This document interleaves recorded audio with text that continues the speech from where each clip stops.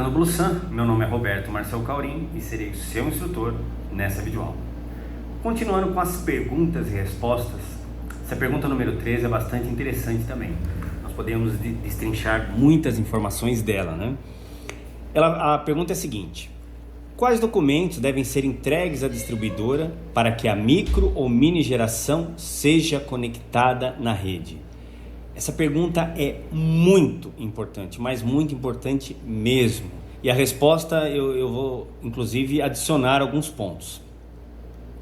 A questão da documentação é fundamental para que nós possamos fazer a conexão do sistema fotovoltaico à rede elétrica local. O que acontecia antes da resolução 687 é que as concessionárias começavam a pedir documentos em cima de documentos e não estava muito bem regulamentado. A resolução 482 não regulamentava em detalhes o que poderia e o que não poderia ser pedido. Com a resolução 687, melhorou bastante esses problemas. Inclusive, essa documentação toda, se você verificar no Prodiste, módulo 3, seção 3.7, você vai perceber o seguinte, que eles dizem lá, a ANEEL diz o seguinte, na resolução, que qualquer documento pode ser solicitado para a concessionária, pela concessionária, que não tenha sido enviado, documentos esses que são documentos oficiais, são documentos que estão na regra. A norma diz, olha, somente esses documentos devem ser enviados. Digamos que você esqueceu de algum documento, não tem problema algum. A concessionária deve lhe avisar, e o termo que está lá é imediatamente, ou seja, a concessionária deve avisar imediatamente que determinado documento não foi enviado. Um detalhe importantíssimo, e somente por uma vez. Era comum nós enviarmos uma série de documentos para a concessionária, numa solicitação de acesso, e depois de quase um mês a concessionária nos dizia que faltava um determinado documento. Aí nós mandávamos esse determinado documento, demorava quase um mês para a concessionária nos mandar um outro e-mail dizendo que faltava um outro documento. E assim eles iam fazendo esse looping eterno, e um sistema que era para ser instalado em 3 meses, na época em torno de 3 meses, ficava às vezes meses ou ano para ser instalado. É por isso que eu comentei nas videoaulas anteriores que tem muito sistema que não estão oficiais por conta disso. Muita gente desistiu e simplesmente deixou o sistema, vamos dizer assim, informal, o que não é correto. Tá? Volto a repetir, foi um tiro no pé que as concessionárias deram, né? Tem algumas coisas que não tem como fugir. É melhor se aliar, né? Esse é o tipo de coisa que eu acho que tanto as concessionárias como as associações de empresas fotovoltaicas vão ter que entrar num acordo para que ambos tenham vantagens na energia fotovoltaica. Mas aí já é uma outra história, uma questão mais política, né? Mas quais são os documentos, né, que devem ser entregues à distribuidora? Bom, os documentos estão especificados nos formulários presentes nos anexos, como eu já disse anteriormente, da seção 3.7 do módulo 3 do Prodiste. A seção 3.7 do módulo 3 do Prodiste trata de acesso de conexão à rede de micro e mini geração distribuída, tá? Então nós temos 3 formulários, e nós já vimos nas aulas anteriores, né, quais são os documentos, né? Inclusive nós estudamos cada um dos documentos, como deveria ser enviado, como deveriam ser preenchidos os formulários e tudo mais. Mas não custa recordarmos aqui, né? Os formulários são os seguintes, são 3, né? Que são divididos por faixa de potência do sistema fotovoltaico. Então, se eu tenho um sistema fotovoltaico de até 10 kW pico, tá aqui, esqueceram de colocar o pico, né? Até 10 kW pico, eu tenho um formulário. De 10 até 75, ou seja, ainda na microgeração, eu tenho um outro formulário. E para mini geração, entre 75 kW e 5 MW, no caso de fotovoltaico, né? No caso de mini geração fotovoltaica, eu posso ter até uma usina de 5 MW, né? Eu terei um outro formulário, tá? Todas as concessionárias disponibilizam em seus sites esses formulários, basta você escolher o formulário adequado para cada tipo de potência que você irá instalar e conectar à rede, tá ok? Se a concessionária por algum motivo não tiver, você pode abaixar diretamente do site da ANEEL e preencher e enviar normalmente, que não tem problema algum, porque todos esses formulários são padronizados, tá ok? Antes era um problema que nós tínhamos antes da resolução 687. Cada concessionária tinha o seu formulário e algumas concessionárias nem os tinham. Então era realmente muito complicado. Detalhe importante, as distribuidoras, isso aqui está no site da ANEEL, tá? As distribuidoras não podem solicitar informações e documentos além dos discriminados nesses formulários. Ou seja, tudo que não for discriminado nos formulários, a concessionária não pode pedir. Você pode entrar em contato com a ouvidoria e você pode entrar em contato com a ANEEL, tá ok? Para que você possa fazer uma denúncia que a concessionária está solicitando documentos que não são documentos discriminados nos próprios formulários da ANEEL. As concessionárias pedem as normas, que nós sigamos as normas e nós temos que seguir. Da mesma forma, nós entendemos que as concessionárias também têm normas e regras a cumprir e eles vão ter que seguir. Se não seguir, primeiro, volto a repetir, falem com a ouvidoria da concessionária. Geralmente, 99% dos casos são resolvidos aí mesmo. Não chega a subir a uma instância superior, que seria a ANEEL, tá, ok? Não é muito bom para a concessionária ficar recebendo esse tipo de reclamação de normas que eles deveriam cumprir e não estão cumprindo, tá, ok? Então, eventualmente, um documento ou outro que a concessionária, como eu já falei, às vezes a concessionária pede um mapa de localização. Você utiliza o Google Maps e consegue localizar botando uma seta, olha, essa é a casa. Então, isso não custa nada, é rápido de fazer, nós enviamos, tá, ok? Mas se é um documento muito complicado, nós já enviamos somente aqueles documentos que são pedidos pela ANEEL. Tudo que não é pedido pela ANEEL, que nos dá muito trabalho, que são às vezes até muito difíceis de conseguir, nós simplesmente não enviamos. E se a concessionária nos pede esse documento, nós já enviamos a norma para eles, que eles sabem que existe, obviamente, né? E que se não for aceito de acordo com a norma, de acordo com as regras que nós estamos cumprindo, nós iremos levar isso para instâncias superiores. Aí geralmente a coisa se resolve, né? Uma coisa importante, caso a solicitação de acesso não contenha todos os documentos necessários, digamos que eu esqueça algum documento. Eu esqueci, por exemplo, o memorial descritivo, né? A distribuidora deve recusar o pedido, obviamente, de forma correta, né? Deve recusar o pedido de acesso e notificar o acessante sobre todas as informações pendentes. Isso é praticamente de imediato. Imediato nós entendemos 48 horas. A norma diz imediato, mas entendemos aí em 48 horas geralmente são que as concessionárias costumam nos enviar se falta alguma coisa ou se eles querem algum documento que não está especificado, tá ok?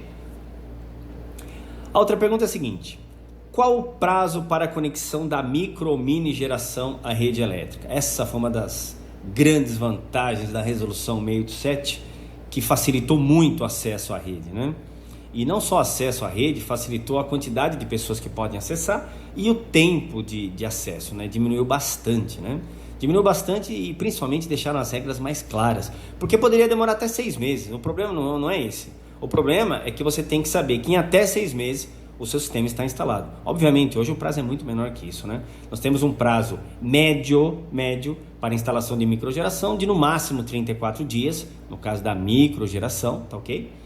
E no caso, claro, não inclui o tempo necessário para eventuais adequações por parte do consumidor. Digamos que ele tem que mudar o poste padrão, por exemplo, ou alguma coisa do gênero, né? Ou mesmo fazer algum reforço. Então não conta isso, né? Mas para a maior parte dos sistemas isso não ocorre, então temos um prazo aí de aproximadamente 34 dias. Já para a mini geração, esse prazo sobe para 49 dias, né? Para o caso também de não haver necessidade de obras de melhoria ou reforço no sistema de distribuição.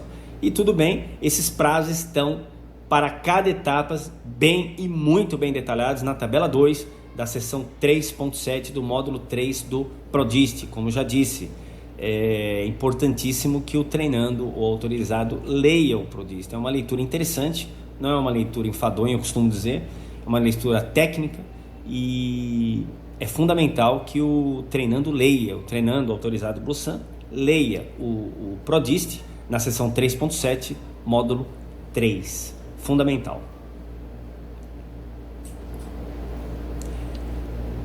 A pergunta número 15. Caso a distribuidora não cumpra os prazos estabelecidos no PRODIST, nós estamos aqui agora continuando a pergunta anterior, né? Agora é a parte da concessionária. Como posso reclamar? O consumidor pode entrar em contato com a ouvidoria da ANEEL por meio do telefone 167. enviar uma correspondência direcionada à Superintendência de Mediação Administrativa, Ouvidoria Setorial e Participação Pública, ou enviar sua reclamação diretamente no site da ANEEL. Até aqui você entra nesse link aqui e você simplesmente registra a sua reclamação. O que nós costumamos fazer? Nós fazemos a reclamação por escrito e também fazemos a reclamação ligando para a ANEEL. É fundamental.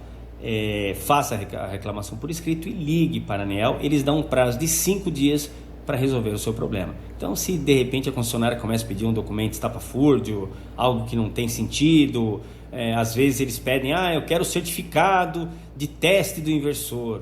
Eu posso mandar, como eu já disse anteriormente, ou o certificado, ou eu posso mandar simplesmente o número do Inmetro, o número de certificação do Inmetro. Eu não sou obrigado a enviar o certificado. Se a concessionária continuar batendo nessa tecla, você entra em contato com a ouvidoria. Como eu já disse, na maior parte dos casos resolve.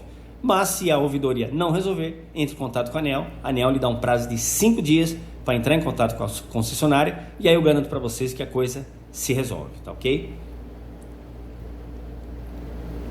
Bom, já que nós estamos falando de inversores, né?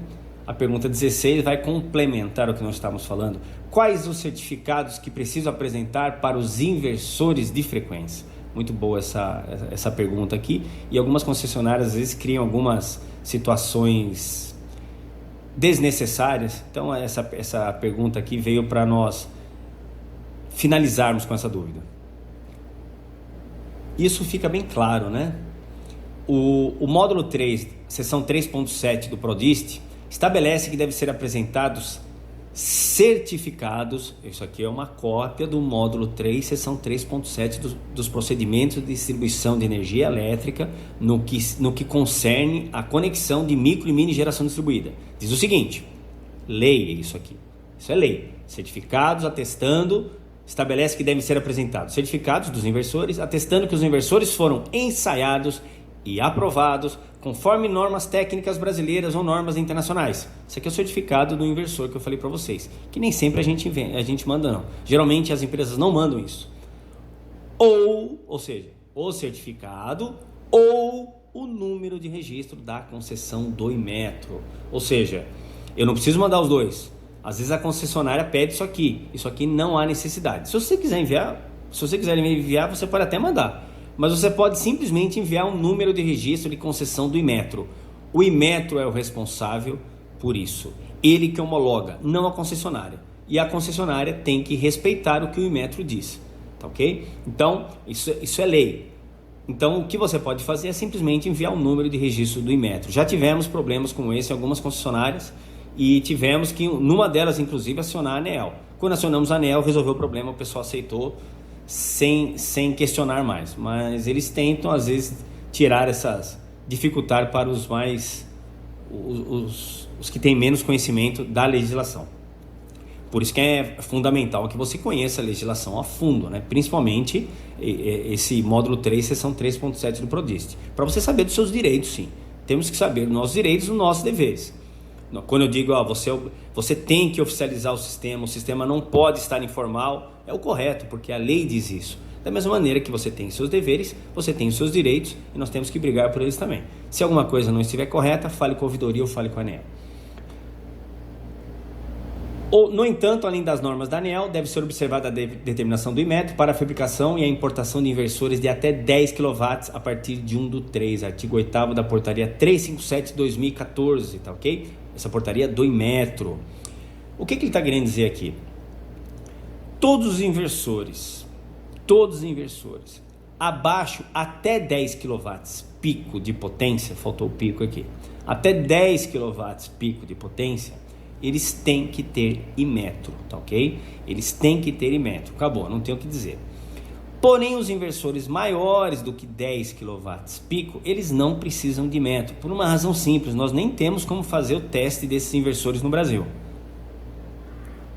As universidades que fazem esses testes no Brasil, atualmente, eles não têm os equipamentos que vão simular, geradores de corrente contínua, que vão simular potência para esse tipo de potência acima de 10 kW, tá ok? Então, as concessionárias não podem pedir Inmetro de inversores acima de 10 kW. O que você tem que fazer é comprovar para a concessionária que esses inversores, eles estão de acordo com as normas da concessionária. Por exemplo, o antilhamento, a frequência, a sobretensão, a subtensão e tudo mais, ok? Algumas concessionárias pedem ainda que que o seu inversor faça parte de uma lista dos inversores aprovados por eles. Na verdade, você não precisa fazer isso. Se você fizer isso para a concessionária, melhor, tá ok?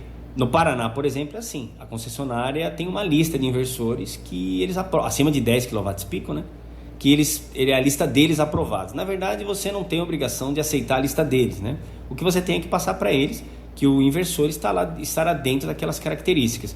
E isso será visto no momento da vistoria, tá ok? A pessoa que fizer a vistoria irá verificar se realmente o inversor está trabalhando com antilhamento, que todos os inversores trabalham com antilhamento, inversores conectados à rede, obviamente, e a sobretensão, a subtensão e tudo mais. Como eu disse aqui, o que diz a resposta da ANEEL? Até o momento não foi identificada a diretriz do Inmetro, e não tem ainda porque as universidades não têm esses equipamentos ainda. São geradores de corrente contínua, geradores de potência em corrente contínua acima de 10 kW, são caríssimos mesmo. Então a maior parte das universidades não tem. Então nós não temos nem como fazer esse teste no Brasil, né? Por isso que o Inmetro não pede, né? Ele não pode pedir algo que eu não consigo fazer no Brasil. Eu teria que fazer numa TUV, na Alemanha ou em qualquer outro país, tá? E aí sim enviar para o Brasil. Aliás, tem muita gente que não faz os testes no Brasil, tá? Fica até mais barato. Tem muitas empresas que fazem o teste, por exemplo, na China mesmo, em laboratórios que são certificados pela TUV, por exemplo, e que o Inmetro também está certificado. Ou seja, o Inmetro é obrigado a aceitar um teste feito por um laboratório certificado pela TUV na China, por exemplo. Tá ok? Então é comum, tá? É prática comum hoje. Muitas empresas não utilizam as universidades brasileiras para fazer esse teste. Utilizam os testes feitos em outros países, o que o Inmetro é obrigado, não é porque ele quer não, ele é obrigado a aceitar, tá ok? É uma lei de acreditação, o termo é esse mesmo, né? Acreditação de laboratórios em todo o mundo, tá ok? Então tem muita gente que não faz o teste no Brasil, faz o teste em outros países. Em alguns lugares é mais caro que no Brasil, em alguns lugares é mais barato que no Brasil, né? Mas é importante, se os inversores são acima, né, tem potência acima de 10 kW pico, que a distribuidora seja apresentada à distribuidora um certificado atestando a conformidade do equipamento, conforme estabelecido no item 4.3.1 da seção 3.7 do módulo 3 do PRODIST. Basta você pegar esse item 4.3.1 e pegar os testes internacionais que são feitos. Todos os inversores têm testes internacionais, né? Então você pega os testes internacionais e apresenta para a concessionária, dizendo que estão de acordo com o que pede o 4.3.1. Todos eles estão, né? Todos eles, basicamente, as regras são as mesmas, né? Então não há problema nenhum. O que você tem que apresentar é isso à distribuidora, tá ok? E se o inversor possui o registro do Inmetro, obviamente significa que ele foi testado e aprovado pelo órgão metrológico nos requisitos estabelecidos nas normas técnicas da ABNT, e com isso o equipamento atende aos requisitos de segurança exigidos pelo PRODIST. Por isso que eu disse, se você tem o Inmetro do equipamento, ele é um inversor abaixo de 10 kW pico, ele tem Inmetro. Se ele tem Inmetro, não tem que explicar mais nada e não tem que mandar certificado nenhum para a concessionária. Basta você enviar o número do certificado do Inmetro, tá ok? Basta isso e nada mais. E um detalhe importante, texto da ANEEL. Por fim, diz a ANEEL, destaca-se que as distribuidoras não podem exigir que o consumidor apresente qualquer documento ou teste diferente do que está estabelecido na seção 3.7 do módulo 3 do PRODIST. E para o caso do inversor, o formulário de acesso exige apenas o certificado de conformidade ou o número de registro, ou, até vou grifar aqui, ou, mais grifado ainda, número de registro da concessão do Inmetro do inversor para tensão nominal de conexão com a rede. Ou seja, uma coisa ou outra. Nós somente enviamos um número de registro da concessão do Inmetro, tá ok? Geralmente nós fazemos um print screen da tela do Inmetro que trata daquele inversor que nós temos cadastrado e basicamente entregamos isso para a concessionária. Ou então no próprio memorial descritivo nós colocamos qual é o certificado, o número de registro da concessão do Inmetro, né? Seria o termo correto, né? O certificado é o certificado de testes dele, né? Que seria esse certificado de conformidade. O que nós enviamos basicamente é o número de registro da concessão do Inmetro. Mais uma vez, a concessionária não pode obrigar a enviar os dois, basta enviar o número de registro de concessão do Inmetro. A distribuidora pode exigir a adequação do padrão de entrada para instalação de geração distribuída? Não, eles não podem exigir que você adeque o seu padrão, o seu poste padrão, pelo fato de você estar instalando um sistema fotovoltaico. Isso eles não podem fazer, tá ok? O que eles podem fazer é o seguinte, dá uma olhada, olha, a resposta é bem clara. Para o caso de conexão de central geradora em unidade consumidora existente, sem necessidade de aumento de potência disponibilizada, ou seja, eu não precisei mudar, eu estou utilizando aquela potência que já está disponibilizada, tá ok? Que eu já expliquei em videoaulas anteriores. A distribuidora não pode exigir a adequação do padrão de entrada da unidade consumidora em função da substituição do sistema de medição existente. Note-se, porém, exceto se for constatado o descumprimento das normas e padrões técnicos vigentes à época da sua primeira ligação, ou houver inviabilidade técnica devidamente comprovada para a instalação do novo sistema de medição no padrão de entrada existente. O que quer dizer com isso na prática? Nós já tivemos alguns problemas no seguinte sentido, inclusive é bom você verificar isso aí. Quando você vai fazer, quando vai ser feito a instalação do novo medidor bidirecional, na hora que chega para fazer a instalação, o pessoal da concessionária percebe o seguinte, que o medidor não cabe. Às vezes você tem um medidor pequeno, por exemplo, digamos que fosse um sistema monofásico, um medidor monofásico ele é um pouco menor.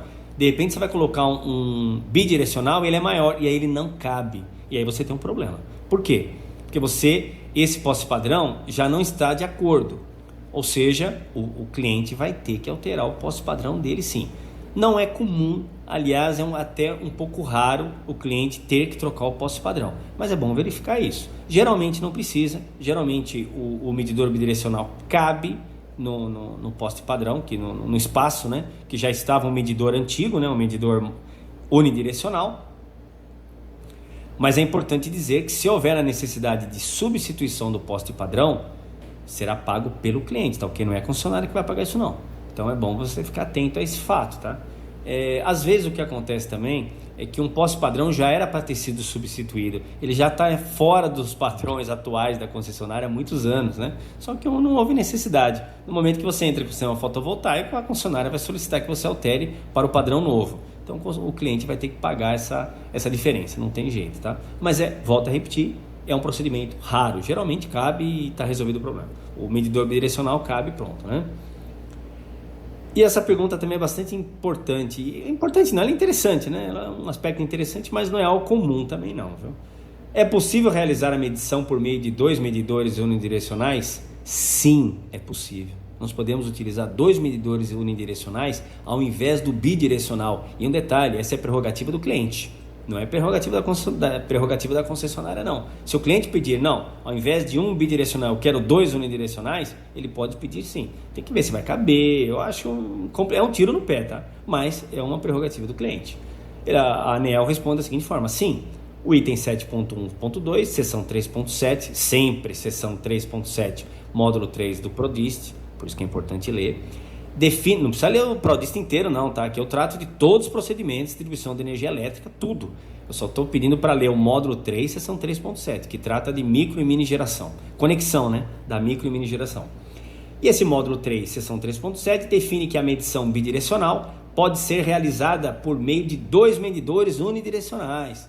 Um para ferir a energia elétrica ativa, sempre ativa, consumida, e outro para a gerada, tá ok? Eu posso ter 2, um que vai medir o quanto de energia está sendo injetada na rede e quanto de energia eu estou consumindo. A diferença entre os dois é o que eu vou ter que pagar ou o que eu terei de crédito, né? Mas por ser um método analógico, eu não acho que vale a pena não.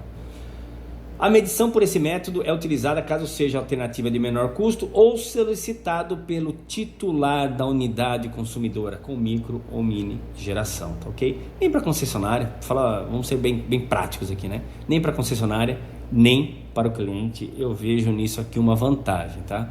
Nós tivemos alguns problemas, obviamente não vou citar o nome, né? Nós tivemos alguns problemas com uma concessionária que chegou a enviar é um negócio absolutamente absurdo, né? Mas já aconteceu.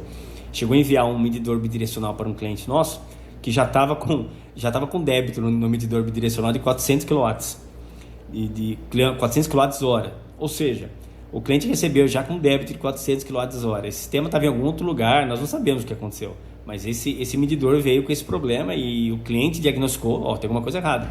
Passou a conta de energia para nós vimos que tinha um problema, entramos em contato com a concessionária e a concessionária viu que estava realmente errada, tá? É bom falar que esses medidores aqui, todos eles têm o selo do Inmetro, tá ok? Então são bastante confiáveis, não pode deixar bem claro para o teu cliente que a concessionária não vai querer enganar ele não, tá ok? Esse tipo de coisa não existe. Por hoje é só e até a próxima videoaula.